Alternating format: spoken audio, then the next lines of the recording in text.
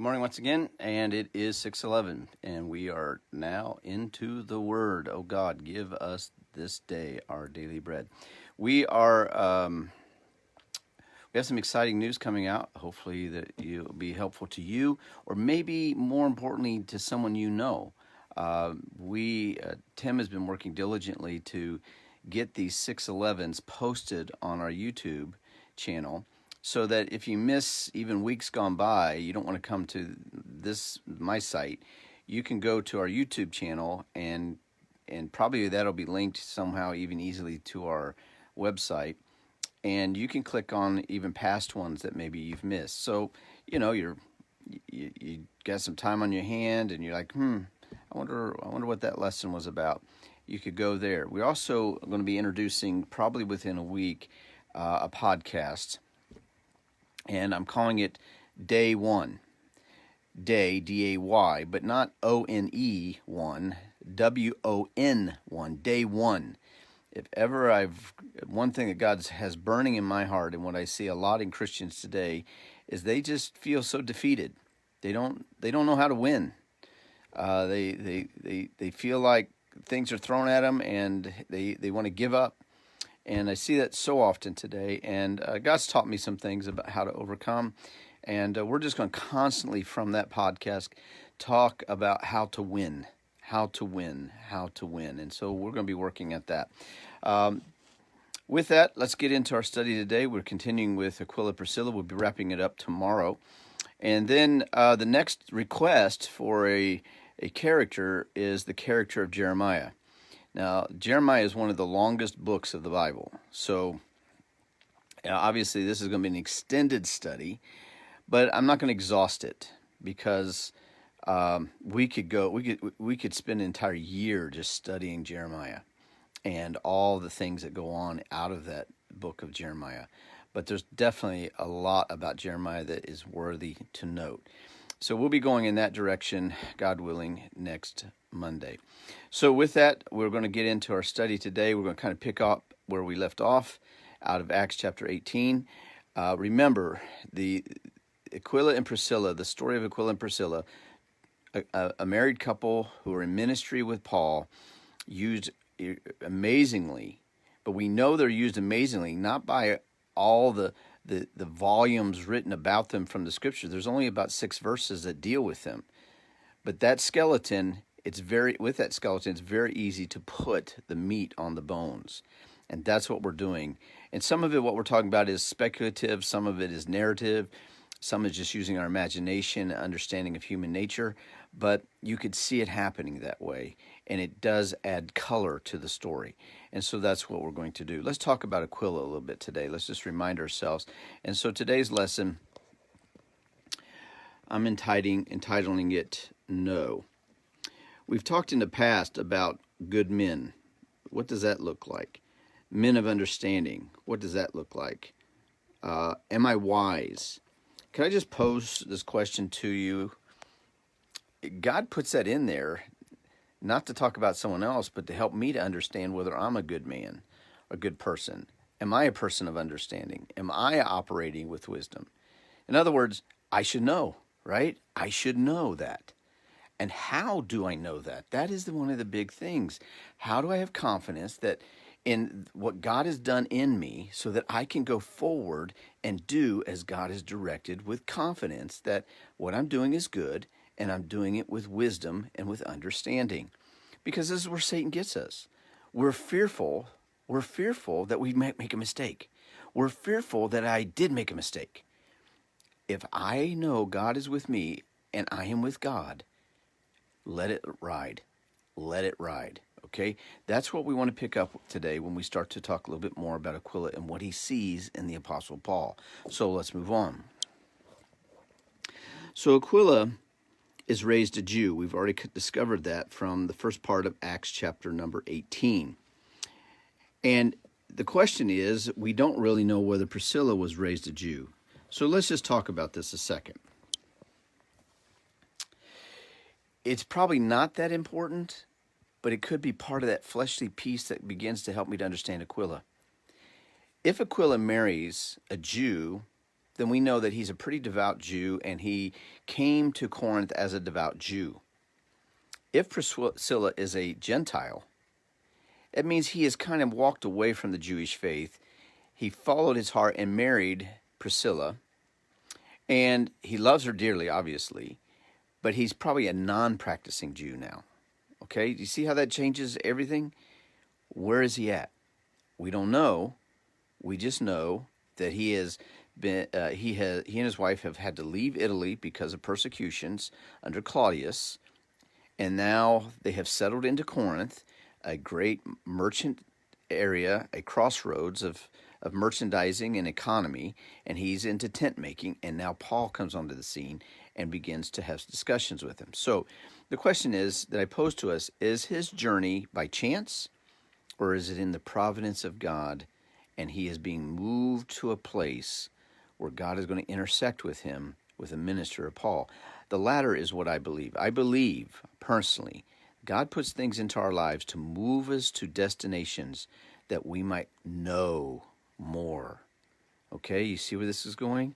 That we might know more. So, with that, we know then Aquila and Priscilla begin to go with Paul to the synagogue, and now they, and he specifically, are watching how Paul reasons there in the synagogue at Corinth, how he takes the scriptures and reads them and then, expands on them, and then he gives them an opportunity to accept or reject them. Now, yesterday we talked about personal evangelism, the method of Paul and the method of Jesus. Going cold into a discussion with somebody about the gospel was always hard for me 30 years ago. Not because I didn't do it, it's just that people just kind of felt broadsided, but they would engage. But I'm telling you, that's not the way today. If you come cold into a discussion with somebody about the gospel today, what are they going to do? Well, that's good for you, that's not for you. And they're going to shut you down real fast. And there's a lot of reasons for that. But both Paul and Jesus both show us that it starts with relationship building, trust building, influence building. And people need to see in you and me that we are worthy to follow. Not just in our life, what we do outwardly, but in what we say and what we practice from the scriptures. They're looking, they want something. A lot of them do, not all of them, because we see here a group of them don't. But they want something. So as they are nibbling on what you're giving them, just be wise, be of understanding. Just give them what they need. Okay? Let's move on. So, witnessing the congregation. Now, he saw Paul do this, but then he sees the congregation of the synagogue reject. And from that, we've already learned that they blaspheme. They say some ridiculous things about Jesus Christ. They oppose themselves. And then out of that, he sees who? Crispus, the chief ruler of that synagogue, gets saved and baptized. What's that say about the power of God? The chief ruler of the synagogue gets saved. He comes out of that synagogue in spite of all the ugliness going on. Who has a heart for God? Who wants to know this God? Crispus. So even the minister, if I could just use it in New Testament vernacular, the minister could be truly trying to seek out and wanting to know God, but he has a congregation that doesn't want to know God. But God has a way of bringing him to the knowledge of God, just as anyone else in that synagogue who could have and maybe eventually did get saved. Now, we know there is some ugliness that goes on out of this, and Paul finally just says, I'm done. Aquila has seen Paul in his mannerisms. He's seen him in his knowledge of the scriptures, his understanding. Aquila specifically, and Priscilla, but we're talking about Aquila. Aquila has seen his action now. Remember, when this happens, when they begin to blaspheme Jesus Christ, he shakes his garments, he kicks the dust, and he's saying, I'm going to the Gentiles. I'm done with the Jews. Who do you think walks out with him? Aquila and Priscilla. They're with him. They went in with him. They went out with him. They are with Paul. Now, to spring forward, we'll address this tomorrow. When we see Priscilla and Aquila, they're always following Paul. Always. Now, as Paul, the mentor, the discipler, what's he now thinking with Aquila and Priscilla? I think we can use them in further ministry. So let me just put this in as a side note. There are many people who want to be involved in ministry, but they're not willing to follow the minister. Now, obviously, you got to have a good minister. Don't get me wrong. But there are plenty of good ministers out there. I rub elbows with a lot of very good ministers and ministries. It always comes down to who will follow and who won't. Priscilla and Aquila were followers. The Jews in the synagogue primarily were not. Crispus is a follower. You'll see how this starts to play out. So we move on then, and he turns to the ministry of the Greeks. Now I want to go to the text and wrap this up today. So after this happens, we've just talked about it right here. Crispus comes out, he gets saved. Then it says in verse 9, then spake the Lord to Paul in a night vision, be not afraid, but speak and hold not thy peace. For I am with thee, and no man shall set on thee to hurt thee, for I have much people in this city. Real quick, two things. Paul needed that from God because of what's about to happen. And Paul needed that from God because of what just happened.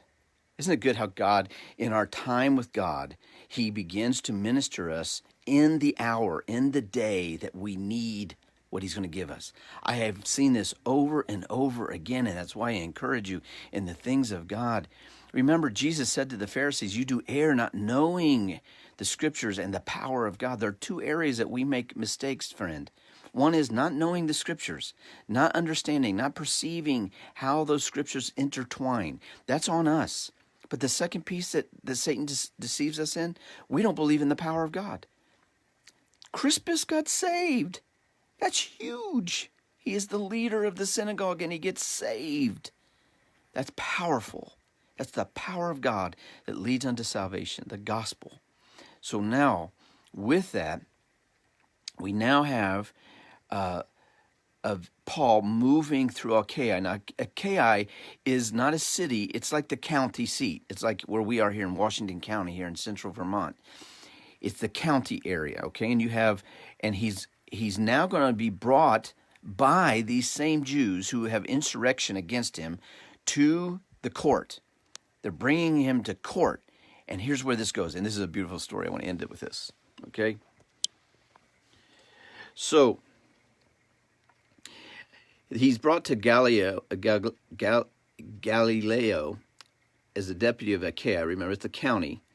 And the Jews made insurrection with one accord against Paul and brought him to the judgment seat, saying, This fellow persuaded men to worship God contrary to the law. And when Paul was now about to open his mouth, Galileo said unto the Jews, If it were a matter of wrong or wicked lewdness, O ye Jews, reason would that I should bear with you. But if it be a question of words and names and of your law, look ye to it, for I will be no judge of such matters. What a beautiful picture. Paul's about to give defense, and Galileo just hushes him, and then says to the Jews, this is not my jurisdiction. If he's disobeyed the laws of the land, I'll deal with it. But he's disobeyed your spiritual and congregation laws. You deal with it. I'm not dealing with this. I'm not even an interest in this. Paul didn't have to say a word. The government stepped in and shut down the opposition. Now watch what happens. So I'm going to be speculative here. This is my opinion. Okay, nothing matter more than that. And he drave them from the judgment seat. He said, get out of here. Then notice the Greeks of Achaia take Sosthenes. Who is Sosthenes? He's the chief ruler of the synagogue, and beat him before the judgment seat. All right, now, he's the chief ruler of the synagogue. Which synagogue are we talking about? Another synagogue or the one that Crispus just stepped down in leadership from? I think it's the one Crispus just stepped down from leadership in.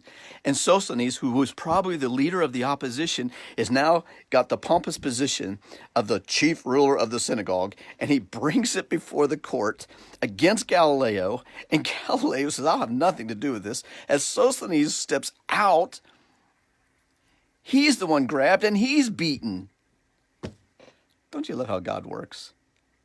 Don't you absolutely love how God works? Not that I'm looking for a guy to have pain inflicted upon him, but what a testimony it was to not only Paul, but to Aquila and Priscilla. They were there, I'm sure of it. And the one who led the insurrection in the synagogue. And they're sitting there saying, oh, poor Paul, he's going to be beaten, he's going to be incarcerated. He doesn't even have to give a defense. Galileo shuts it down, and then it's Sosthenes who probably led the insurrection. He's the one that's beaten. What beautiful poetry. What a wonderful way God works. Could I just say, let God work. Sometimes let God says, vengeance is mine, saith the Lord. We all think we have to do it. I have watched in 30 years of ministry how God shuts the mouths of lions, and how then he'll use those same lions to eat up the ones that were trying to beat you down. Let God be God. So go with God. Let God go with you. And it will be a blessing. Besides that, he's worth it. Have a good day.